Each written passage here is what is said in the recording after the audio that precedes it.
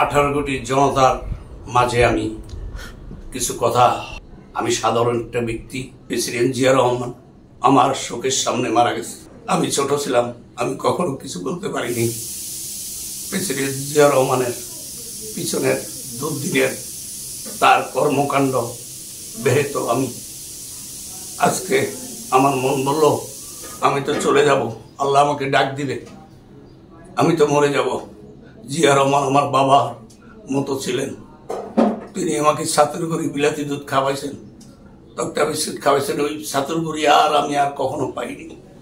সেই জিয়া রহমান ৭৪-এর দুর্ভিক্ষণে লাখ লাখ মানুষ শেখ মুজিবুর আমলে লাস্ট আমলে দুনিয়াতে বিদায় হয় অনাহারে, না খেয়ে না পড়ে, কষ্ট, দুর্ভিক্ষণ। ৭৪-এর দুর্ভিক্ষণে তখন শেখ মুজিবুর রহমান দেশ চালাচ্ছেন, বাকশাল কায়েম করেছিলেন।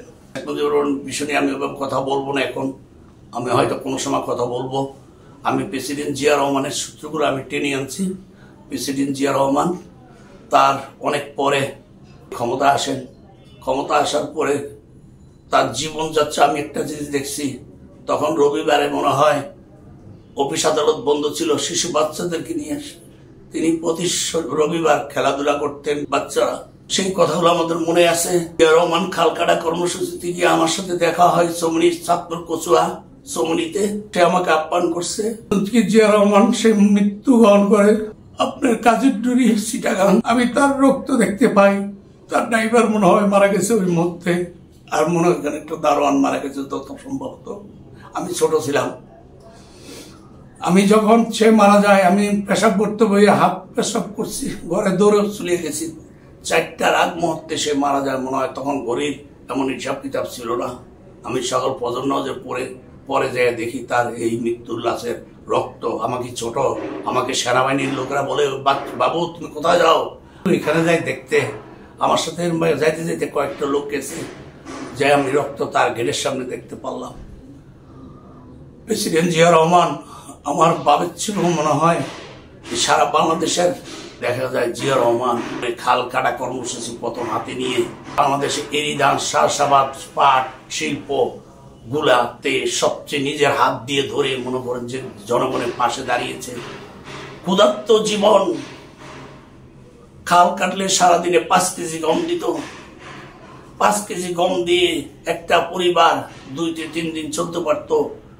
তখন শেখ মুজিবুর রহমানের আমলে আমরা দেখছি আটার জাউ, মিষ্টি কুমড়, গাছের পাতা লতা খেয়ে মানুষ কোন রকম জীবন যাপন করছে। সেই প্রেসিডেন্ট জিয়া রহমান যখন ক্ষমতা আসলেন, রাতারাতের ভিতরে মানুষ চোখে ভাত দেখলো, ভাত জুটলো।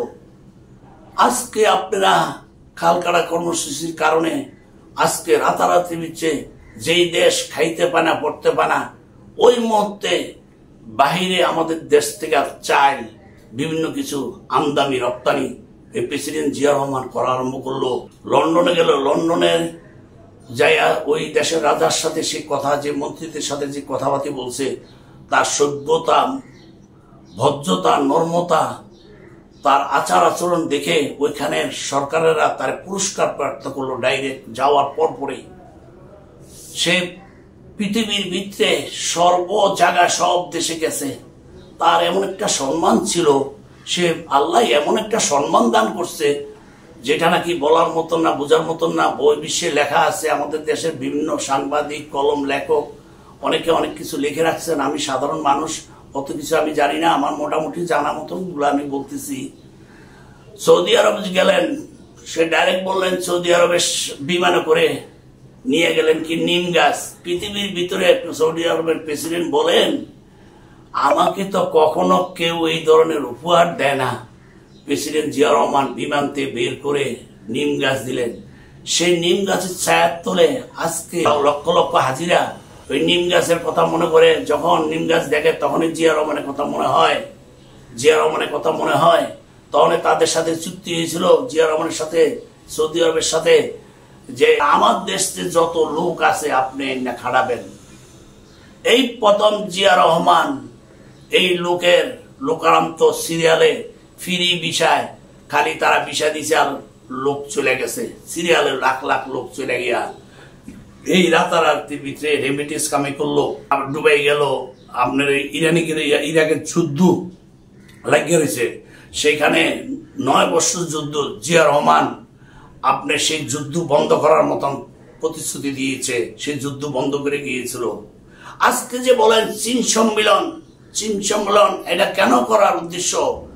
এখানে আশেপাশে যত আছে দক্ষিণ এশিয়া সবাই মিলে একাত্র হয়ে থেকে একে অপরকে সাহায্য করবে। বাংলাদেশ একটা দুর্ভিক্ষণ দেশ, বাংলাদেশ একটা বিপদগ্রস্ত দেশ, সেই দেশের জন্য চীন সম্মেলনের আয়োজন করছিল। করার পরে বাংলাদেশের ভাগ্য চতুর্দিকে রাতারাতির ভিতরে সবকিছু ফিরে আসে। আপনি আমেরিকা যাইবেন, জার্মান যাইবেন, জাপান যাইবেন, ইরান, সব দেশের সাথে জিয়া রহমান, যত মুসলিম কান্ট্রি আছে, ওআইসি সম্মেলন যা আছে, এভরিথিং, ইউরোপিয়ান ইউনিয়ন, সবকিছু জিয়া রহমান প্রতি মুহূর্তে প্রতিদিন কেমনে কোন দেশের সাথে যাবে, কার সাথে কি ধরনের করবে, সব সময় তার এই মনোভাব, তার এই ধরনের প্ল্যান বুদ্ধি ছিল। আজকে যে গার্মেন্টস শিল্প নিয়ে আমরা কথা বলেন, গার্মেন্টস শিল্প, আজকে আমার মা বোনরা যে লক্ষ লক্ষ লোক খাটতেছে, আজকে এই গার্মেন্টস শিল্পর বড় অবদান প্রেসিডেন্ট জিয়া রহমান।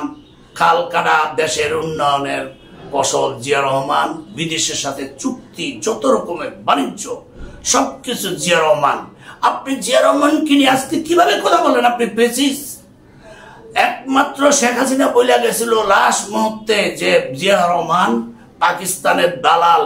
যদি পাকিস্তানের দালাল হয়ে যায় জিয়া রহমান, তাইলে পাকিস্তানের বিপক্ষে কেন, যে বাংলাদেশের পক্ষ হইয়া মানে পাকিস্তানের বিপক্ষে, তাইলে সেই কথাটা আমরা বাঙালি 18 কোটি জনগণ, এই দেশে বুদ্ধিজীবী, সুশীল সমাজ, সাংবাদিক, কলম যারা লেখেন, তারা কেন এই কথাগুলো আপনার জিয়া রহমানের, যদি জিয়া রহমান অন্যায় করে থাকে জিয়া রহমানের কথাগুলো উঠিয়ে ধরেন। আর যদি জিয়া রহমান ন্যায় নীতিতে থেকে থাকে, এই দেশের মানুষের যদি উপকার কোনো লেগে থাকে, উপকার যদি সে করে থাকে, তাহলে জিয়া রহমানের কথাটা আপনি পরিষ্কার করেন না কেন?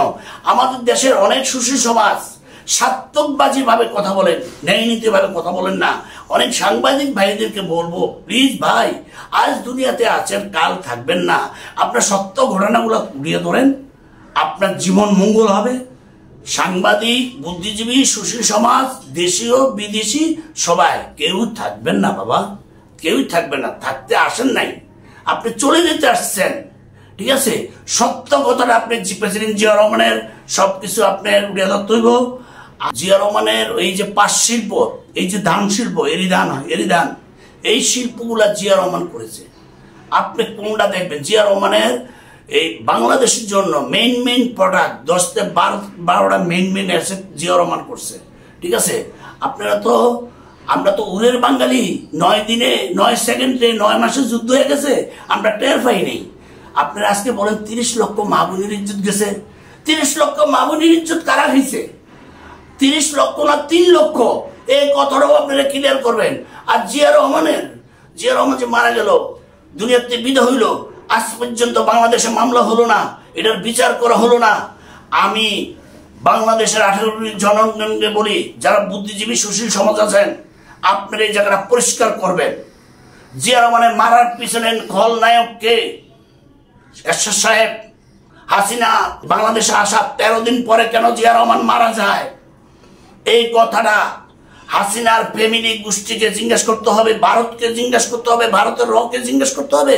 আমরা জানি ভারত জিয়া রহমানকে পছন্দ করেন না।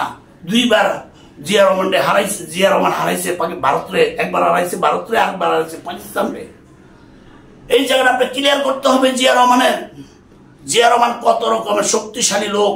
কর্নেল ওসমান তার বড় ধরনের উপাধি দিয়ে গেছে জিয়া রহমানের, শেখ মুজিবুর রহমানও দিয়ে গেছে, দিতে বাধ্য।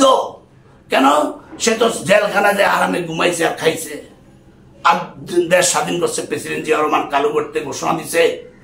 জিয়া রহমানের জীবনযাত্রা, তার ছেলে মেয়ে কোথায় আছে না আছে, কি করে না করে, সে কোনো নিজের ব্যক্তিত্ব কোনো খোঁজখবর রাখে নাই, শুধু সারাক্ষণ দেশ আর দেশ নিয়ে কিন্তু ভাবছে।